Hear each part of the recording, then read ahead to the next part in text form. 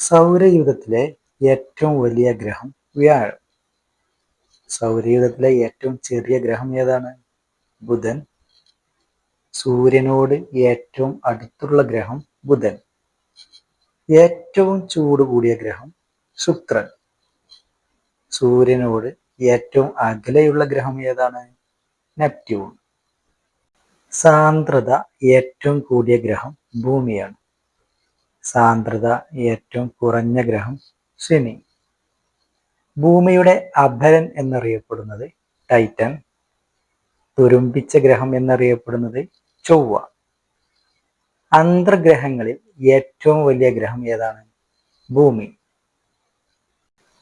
സൗരയൂഥത്തിലെ ഏറ്റവും വലിയ ഗ്രഹമായ വ്യാഴമാണ് ഏറ്റവും ഭ്രമണ വേഗത കൂടിയ ഗ്രഹം. ഏറ്റവും ശക്തമായ കാന്തിക മണ്ഡലമുള്ള ഗ്രഹം വ്യാഴം. ദ്രവഗ്രഹം എന്നറിയപ്പെടുന്നതും വ്യാഴം. ഏറ്റവും കൂടുതൽ പാലായന പ്രവേഗമുള്ള ഗ്രഹം വ്യാഴം. പ്രഭാത നക്ഷത്രം, പ്രദോഷ നക്ഷത്രം എന്നിങ്ങനെ അറിയപ്പെടുന്നത് ശുക്രൻ. വരുണൻ എന്നറിയപ്പെടുന്ന ഗ്രഹം നെപ്റ്റ്യൂൺ.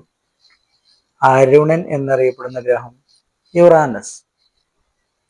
ഉരുളുന്ന ഗ്രഹം, പച്ചഗ്രഹം എന്നെല്ലാം അറിയപ്പെടുന്നത് യുറാനസ്.